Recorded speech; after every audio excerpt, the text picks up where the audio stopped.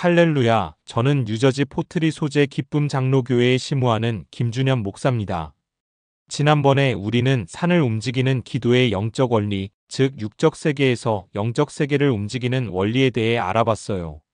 그런데 이 세상을 살면서 영적 세계를 움직일 만한 능력을 얻기 위해선 영적 성장이 꼭 필요하겠죠? 오늘은 예수를 믿으면 일어나는 영적인 성장의 원리에 대해 함께 알아보죠. 여러분, 이제 한참 자라나는 어린 아이들이 겪는 성장통, 영어로 growing pain이란 말 들어보셨죠? 보통 신체적으로 뼈의 생장 속도가 근육의 생장 속도를 넘을 때 따라오는 통증을 말하죠. 인간의 육체도 이처럼 성장하기 위해선 고통을 수반한다는 거예요. 뿐만 아니라 육체적인 성장통의 시간이 지난다고 통증이 모두 끝나는 걸까요? 아니죠. 이번엔 인간의 혼이 통증을 겪는 사춘기, 영어로 푸유버티라 불리는 시간이 찾아오죠. 대부분의 인간은 이런 고통의 과정을 겪으면서 비로소 성인으로 자라가는 겁니다. 그렇다면 영적으로 성장하는 데는 통증이 없을까요? 예, 마찬가지로 영적으로 성장하는 데도 통증을 수반해요.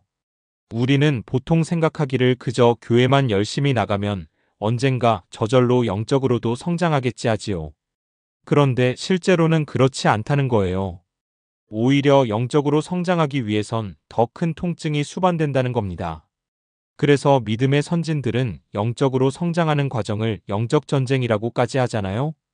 영적으로 성장하려면 전쟁을 치르는 것만큼 치열하고 어렵다는 거예요.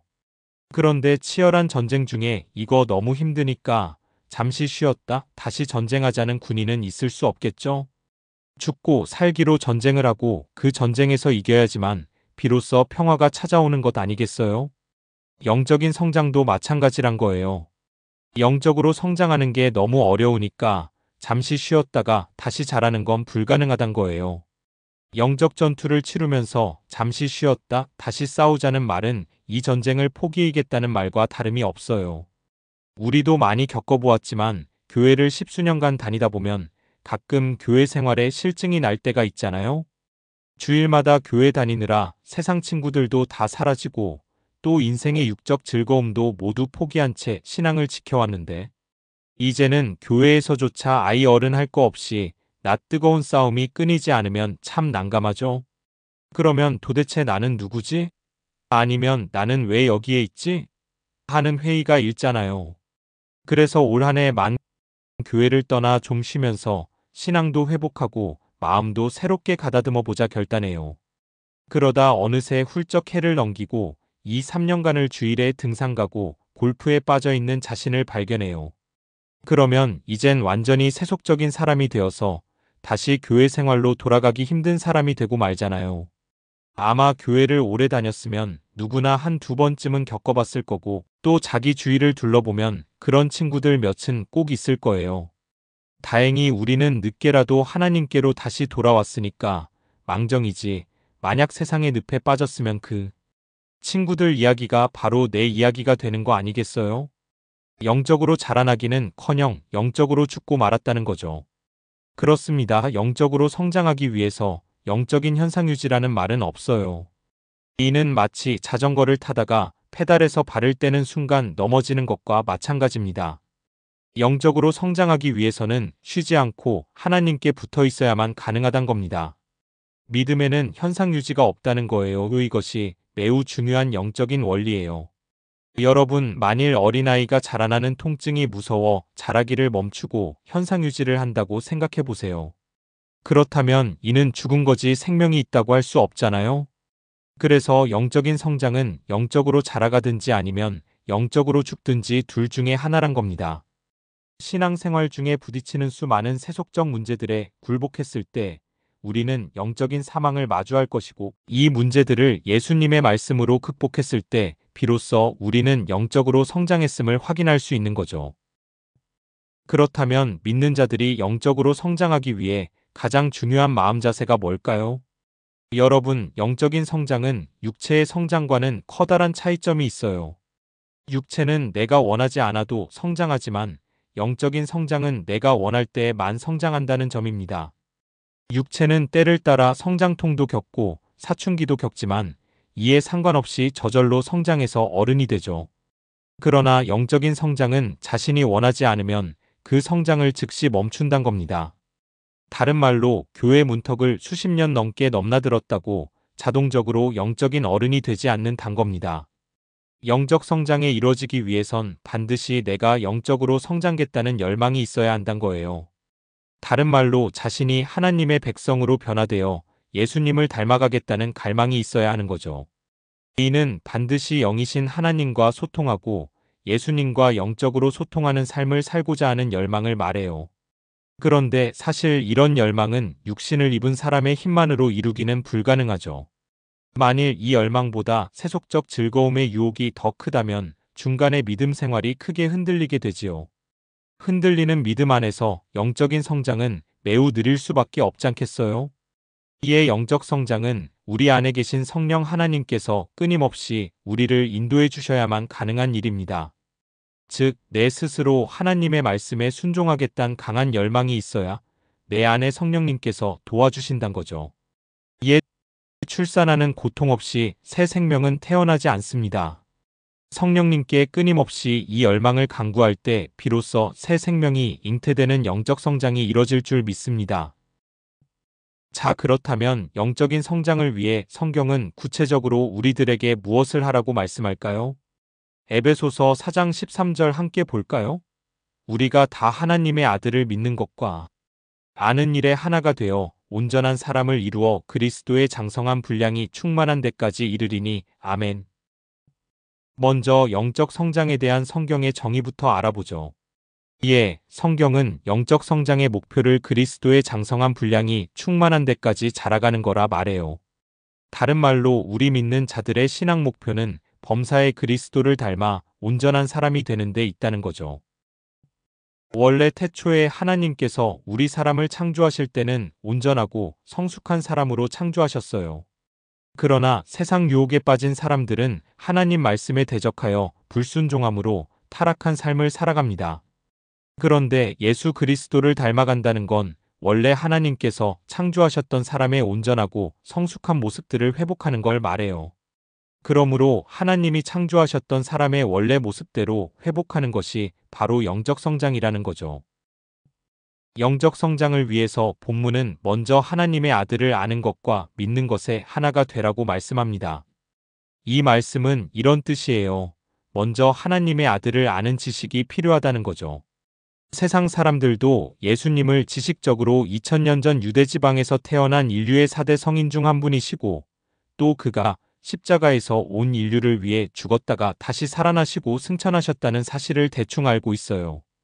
그러나 믿는 자들에겐 그런 지식을 넘어서 예수님이 어떤 성품을 가지고 이 땅을 사시고 또 그가 남기신 말씀이 어땠는지 속속들이 알고 그를 따라 살아가라는 거예요.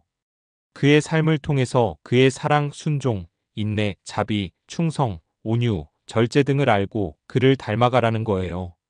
그리고 그 지식에 따라 그의 삶을 내가 실천할 때 그를 아는 지식과 믿음이 비로소 하나가 된다는 거죠.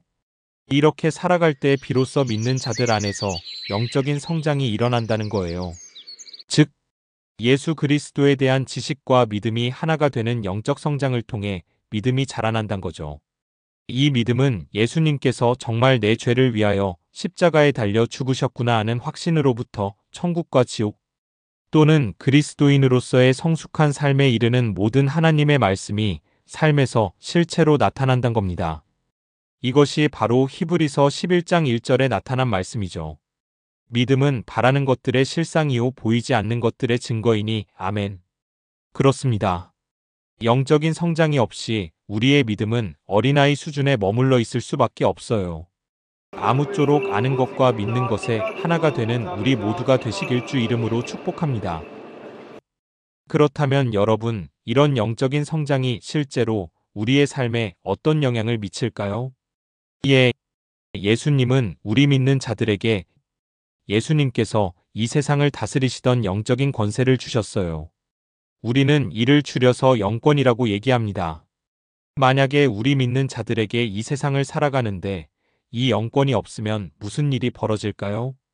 우리는 세상의 권세에 언제나 끌려다니게 될 거예요. 즉, 두려움에 끌려다닌다는 의미지요.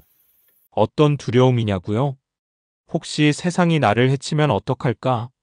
혹시 다른 사람들이 나를 무시하면 어떡하지? 아니면 혹시 내 앞길에 감당치 못할 어려움이 닥치면 어떡할까?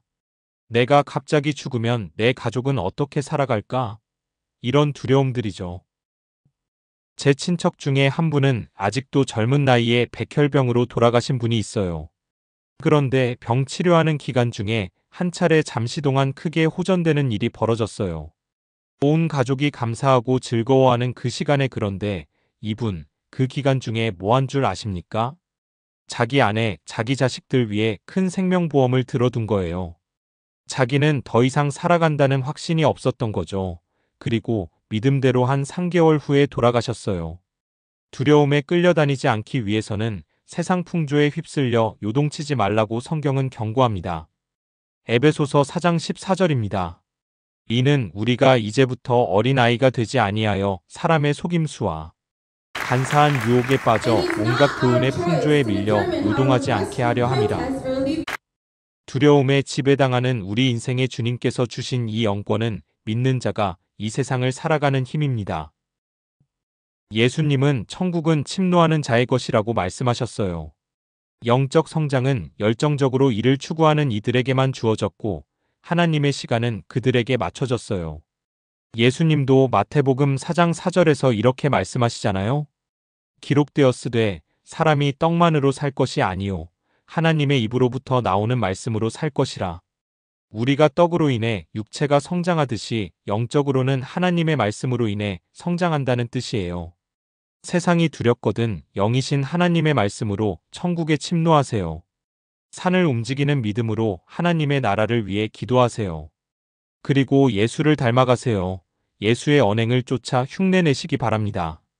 좋은 일이든 험한 일이든 하나님 앞에 자신을 내려놓고 하나님의 주권에 절대적으로 의지하란 겁니다. 그리하면 하나님께서 순종하는 자들에게 영권을 부여하신단 거예요. 믿는 자들에게 주어진 영권으로 우리 인생에서 역사하시는 하나님의 능력을 체험하는 줄 믿습니다.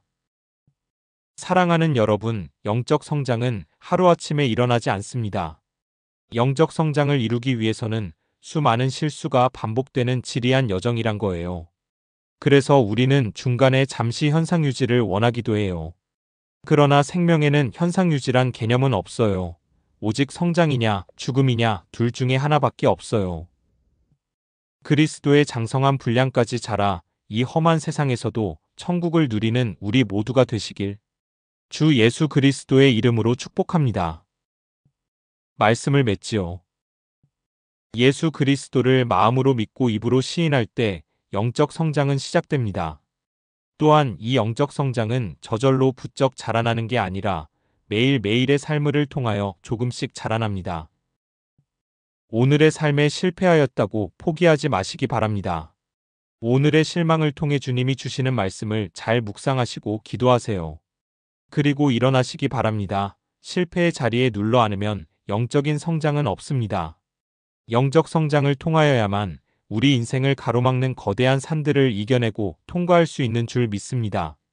말씀과 기도로 영적인 어른이 되어 이 지루한 영적 전쟁의 현장을 이겨내는 우리 모두가 되시길 주 예수 그리스도의 이름으로 축복합니다. 혹시 이 말씀을 들으시고 영적 성장의 원리에 대해 궁금하신 분은 아래에 표기된 제2 메일 주소로 연락 주시면 상세히 안내해 드리겠습니다. 이 영상이 유용하셨다면 구독, 좋아요 눌러주시고 채팅창에 질문 주시면 성실히 답변 드리겠습니다. 감사합니다. KJHG220GMAIL 캄